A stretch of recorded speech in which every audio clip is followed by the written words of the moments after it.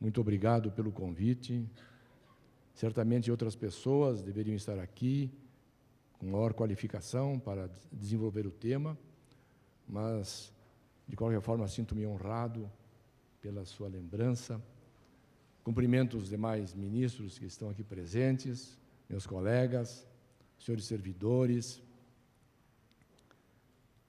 Vou tratar da contribuição da Justiça Federal à construção da sociedade brasileira. Essa justiça foi organizada ou reorganizada pela Lei 5.010 de 66, que cuidou de implantar no país um sistema judiciário com competência para julgar principalmente as demandas de interesse da União e de suas autarquias e, mais tarde, também das empresas públicas. O cumprimento dessa importante lei significou a instalação de um órgão judiciário diferenciado, distinto das justiças estaduais, com unidade de gestão e destinado a desempenhar relevante papel na vida jurídica e social do país. Isso porque veio com o caráter de uma verdadeira justiça nacional, hoje presente em todos os recantos do país, com uma seção judiciária em cada estado. E, de acordo com os dados de que disponho, essa justiça, em 2014, contava com 1.751 magistrados, 21.000 servidores e 18.000 auxiliares. No ano de 14, gastou 8 bilhões e 700, mas arrecadou 9 bilhões e 800, sendo a única justiça que arrecada mais do que gasta. Essa justiça e essa estrutura que nós temos hoje faz-me lembrar o que me disse certa vez o ministro Milton Luiz Pereira, quando recebeu do presidente do Tribunal Federal o ato de sua nomeação, nos distantes anos da iniciativa da Justiça Federal.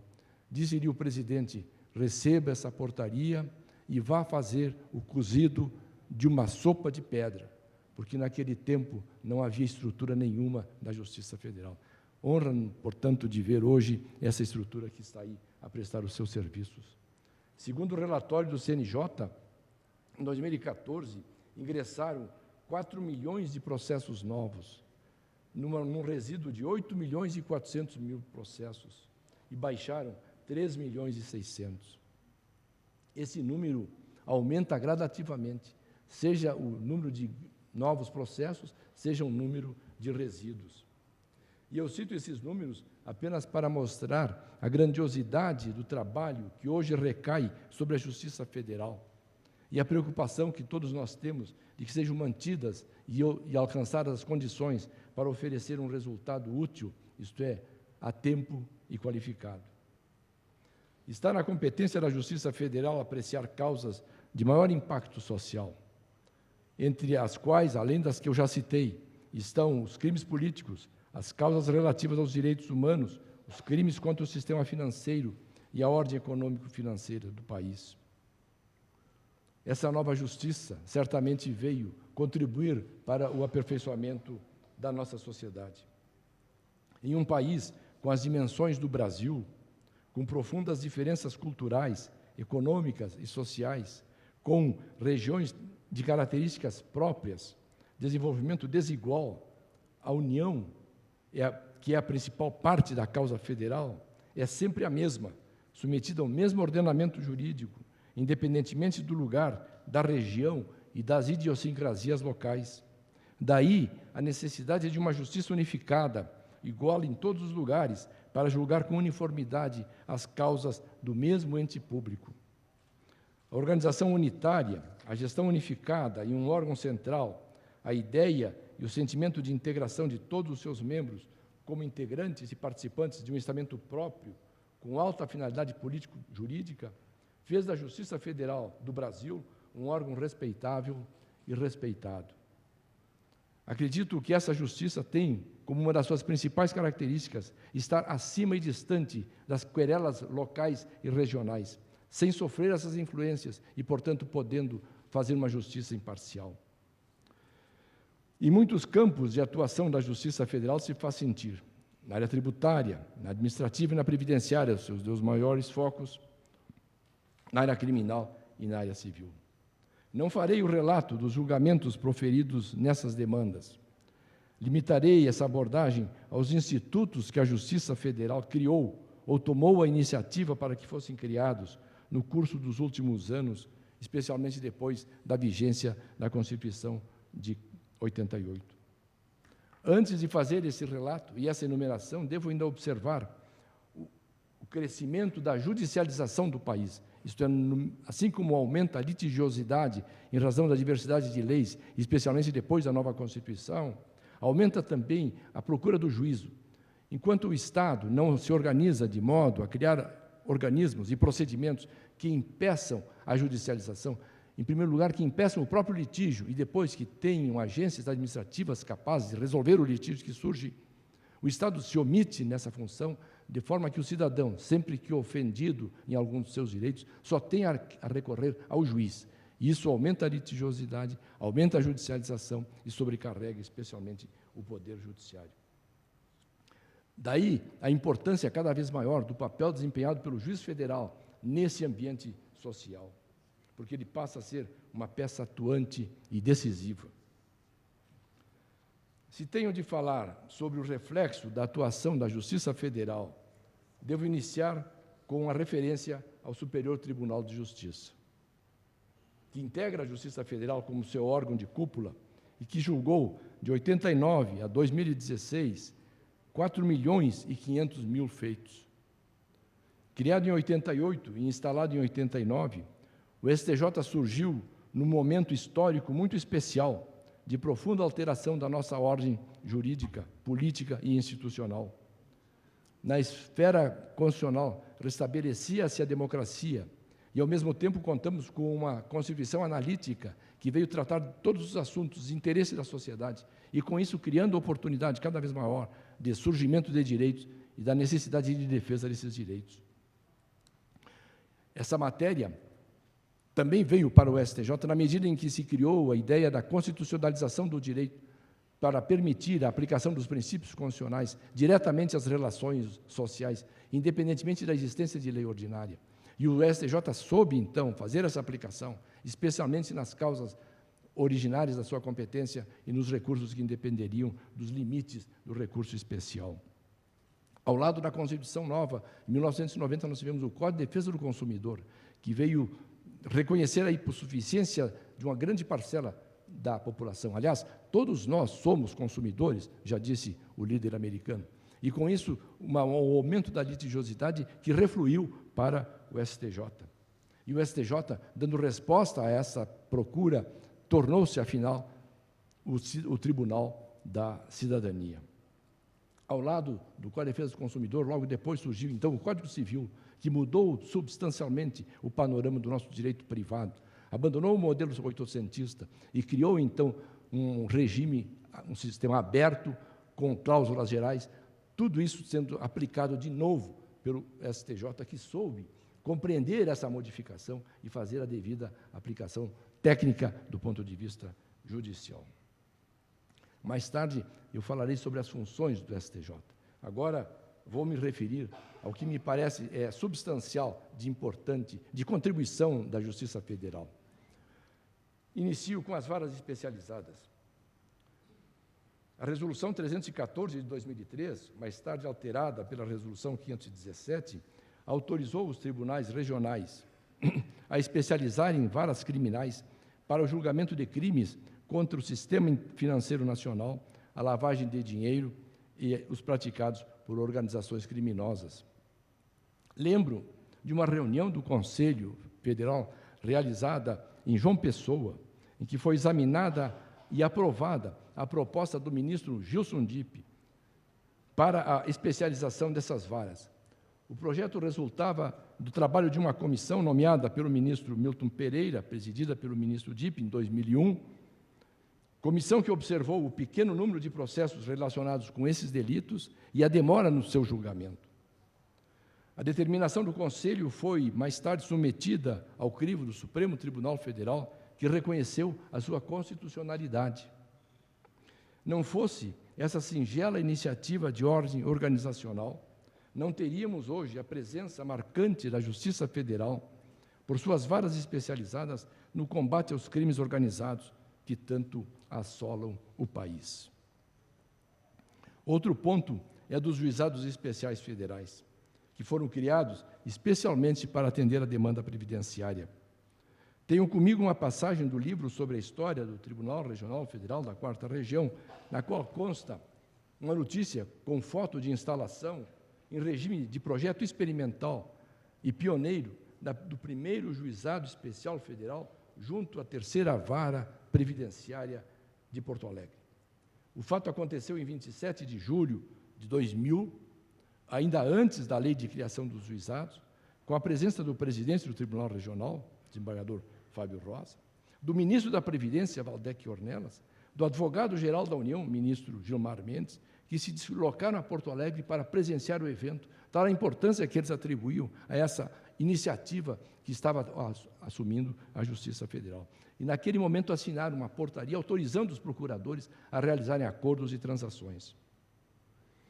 Os órgãos diretivos da Justiça Federal acompanharam de perto os trabalhos que conduziram à criação dos juizados. Naquela época, presidia o tribunal o ministro Costa Leite. O STJ e o Conselho tiveram participação decisiva desde a elaboração do projeto até a sua definitiva implantação. Nesse projeto, depois transformado em lei, foi instituído um organismo judiciário que hoje atende grande massa de demandas levadas ao judiciário, principalmente de natureza previdenciária, de interesse dos mais necessitados, que, através dos juizados, dá pronta resposta às suas pretensões. São 16 milhões de processos que tramitaram nos juizados de 2002 a 2016. Tratava-se de uma nova justiça, ainda sem nenhuma experiência na área federal, que implicava um modo diferente de processar, de prestar a jurisdição, a exigir principalmente uma mudança de postura de todos os que atuavam nos serviços judiciários, de juízes, servidores. Houve resistência. Toda mudança enfrenta natural resistência, ainda mais porque nada se sabia sobre os efeitos do sistema dos juizados. Mas o tempo, logo depois, encarregou-se de demonstrar o sucesso da iniciativa, que hoje contribui de maneira decisiva para uma boa prestação jurisdicional. Vale a lembrança de que a Lei 10.259, de 2001, estabeleceu um regime recursal próprio para permitir que as divergências entre os juizados fossem resolvidas, essas divergências, dentro do âmbito do próprio sistema do juizado especial, sem ir para a justiça ordinária. Somente vai para a justiça ordinária o recurso extraordinário, porque é uma garantia constitucional, e aquele que, julgado por uma turma nacional de uniformização, eventualmente contrariar a orientação do Superior Tribunal de Justiça. E mais, a decisão dessa turma de uniformização nacional, o seu julgado recairia sobre apenas um dos processos onde fosse constatada a divergência, de tal sorte que, julgado esse processo único, ele retornaria para a base e essa decisão valeria para todos os recursos que ficariam esperando o julgamento da turma nas respectivas turmas recursais. Esse modelo foi que depois o legislador usou para regular os recursos repetitivos dos tribunais superiores. E decorreu de um fato material elementar, isto é, a turma de uniformização não tinha condições materiais, porque reunida apenas numa sala, não tinha condições de receber os processos todos que resultassem dessa divergência. Logo, vinha apenas um, e esse um seria julgado com efeito vinculante. E a lei ainda previa uma reunião virtual de juízes, partes e advogados para evitar a vinda à capital federal. Ainda refiro a padronização dos dados recursais. Tive a satisfação de encontrar, ao chegar no tribunal, no conselho, a doutora Neide, que participou e foi a responsável por esse trabalho. A Justiça Federal implantou com êxito, e antes de outras entidades, a padronização em todo o país dos seus registros processuais, com uniformização de classes, assuntos e eventos do andamento, o que garantiu a formação de uma base de dados confiável para a elaboração de relatórios, de fiscalização e de elaboração de estatísticas, o que nunca até ali fora possível, exatamente pela diversidade de critérios de classificação do mesmo fato. Ainda refiro às jornadas. Acredito que uma importante colaboração da Justiça Federal, pelo Conselho da Justiça Federal, pela Infam e pelo SEGE, constitui a promoção e a organização das jornadas de direito civil, em número de 7 já realizadas, de direito comercial, que reúne em Brasília magistrados, professores, representantes das diversas carreiras jurídicas e estudiosos do direito, para debater em mesa redonda e aprovar enunciados que representem o pensamento da maioria dos integrantes dessas diversas áreas. É uma rara oportunidade de encontro dos operadores do direito, todos voltados para a reflexão e o estudo. E tal trabalho, altamente criativo e esforçado, não ficou e não fica apenas na superficialidade do debate, mas se propõe a fornecer conclusões que fossem úteis à faina diária e futura de todos quantos se dedicam ao direito. São os enunciados que hoje constam de todos os repertórios jurídicos do país, citados na doutrina e nos julgamentos de juízos e tribunais. A Infam, para o aperfeiçoamento da ordem jurídica e qualificação da magistratura nacional, o STJ contribuiu para a instalação da Escola Nacional de Formação e Aperfeiçoamento de Magistrados, com a realização periódica de cursos e eventos, reunindo operadores de direito para o estudo e o debate das questões de interesse jurídico, além da fiscalização das escolas como um todo. A sua principal função consiste no cuidado que dispensa os cursos oficiais para ingresso na magistratura, não apenas federal, mas também estadual, para manter a qualidade técnica da prestação da jurisdição por nossos juízes. É indispensável a qualificação dos candidatos aos concursos, e disso a Infam vem cuidando com elogiável acerto. Ainda refiro a questão da informática. A Justiça Federal ainda se distinguiu pela informatização dos serviços judiciários, o mais extenso e completo serviço de inserção do processo judicial integralmente na via eletrônica, desde a petição inicial até o julgamento final do STJ, estando hoje quase completamente abandonado o dossiê em via física. Certamente, esta é uma das mais significativas contribuições para o aprimoramento da cena judiciária, e lembro o esforço a que se dedicou o ministro César Rocha, quando presidente desse tribunal. Ainda refiro a contribuição do STJ.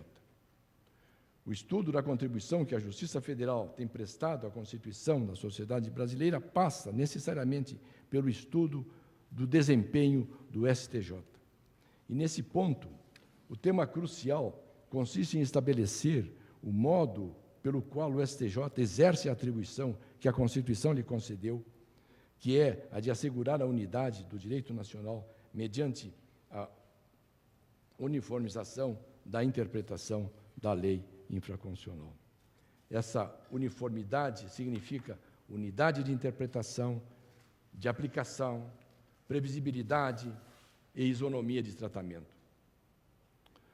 Os tribunais superiores podem pautar a sua jurisdição segundo 2 modelos. O primeiro deles está fundado na ideia de que o tribunal deve assegurar a tutela da legalidade, cuidar dos interesses privados a fim de lhes oferecer uma decisão justa, adequada à ordem jurídica, atuando de forma reativa, preocupado com a solução do caso concreto. A jurisprudência, assim constituída pelas cortes superiores, serve como parâmetro de aferição de erros e acertos das jurisdições inferiores, em uma atividade tipicamente reativa e voltada para o passado. O segundo modelo está aposto ao desenvolvimento do direito, preocupado com os efeitos futuros da decisão, com preponderância do interesse público. Enquanto no primeiro, os procedimentos de filtragem são tênues, neste segundo, a seleção dos recursos é rigorosa, somente admitido o processamento do recurso sobre temas relevantes. Segundo Mitidiero, esse papel, esse segundo modelo, é exercido pelas Cortes Supremas voltadas para criar precedentes, servindo o conteúdo do recurso apenas como meio para criar o direito. Aí prevalece o interesse público da uniformização da interpretação do direito infraconstitucional. George Miller dá como exemplo dessa dicotomia o julgamento da desistência do recurso especial. Se o que importa é o interesse da parte, ela dispõe de um direito potestativo processual de desistir a qualquer momento do seu recurso. Já se o interesse predominante é de ordem pública, cabe ao tribunal decidir o que merece ser conhecido, desprezando eventual manifestação da parte no sentido da desistência, depois que o tema está submetido ao seu julgamento. E são citados os precedentes que trataram desse tema já no STJ, o RESP 1.063.343 e a questão de ordem no RESP 1.308.830. A Corte Superior vive, portanto, esse dilema. Ou atua como terceira instância para garantir o acesso à justiça e assim satisfazer aqueles que incluem no dever do Estado dar uma sentença justa, e nesse caso os filtros de admissibilidade não podem ser restritivos, ou age como corte de precedentes, com atuação prospectiva, preocupada em fixar precedentes e parâmetros orientadores da futura aplicação do direito, com acesso, então, restrito. Cândido Dinamarco, admirável jurista, entende que a admissibilidade de acesso à instância de superposição não pode estar desvinculado da finalidade de assegurar uma ordem jurídica justa, que essa seria a finalidade do Estado. Dinamarco atribui à criação e instalação do STJ como objetivo central da sua implantação ampliar a via de saída das justiças locais. O recurso especial é um recurso como todos os outros e, como tal, constitui uma oportunidade a mais para o vencido. Serve de canal através de que a parte contrariada veicula ao órgão mais elevado o seu inconformismo e o pedido de nova decisão, na esperança de obter o melhor resultado. O não menos ilustre e admirado professor Arruda Alvim apontou na função jurisdicional do STJ, ao lado dessa questão do controle da legalidade e da tutela do interesse privado, ao lado dela, a repercussão das decisões nos meios jurídicos e sociais, que transcende o interesse das partes e situa-se em patamar diferente e incomparavelmente mais elevado e mais amplo, pois dá o sentido do direito federal. É nesta perspectiva que se inserem, por excelência, as decisões do STJ, paradigmáticas que se projetam para toda a sociedade. Considerando esta como a principal finalidade do exercício da jurisdição do STJ e tendo em vista o labor brutalmente crescente desse tribunal, conclui ele que a carga de trabalho existente revela a insustentabilidade da abertura recursal atualmente existente. Por isso, o mestre propõe o restabelecimento da arguição de relevância para que as finalidades colimadas pela atividade judicante do STJ sejam, afinal, alcançadas. A solução da outorga de maiores poderes ao STJ, através da possibilidade de escolha das causas que são relevantes, é a solução possível, se não a única solução viável e que parte da identificação verdadeira do problema e o equaciona de modo real.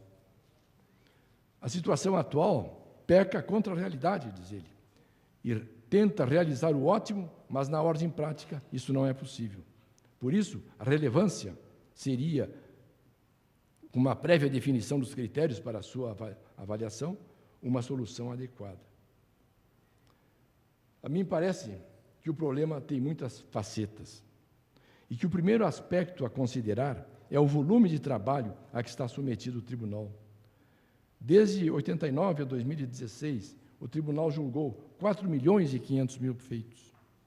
Os milhares de processos que ingressam anualmente a serem julgados pelos 30 ministros que atuam nas turmas constituem um trabalho insuportável. O seu pior efeito está na dificuldade enfrentada pelos julgadores de exercerem a função de elaborar precedentes, de formularem paradigmas de interpretação para todo o país.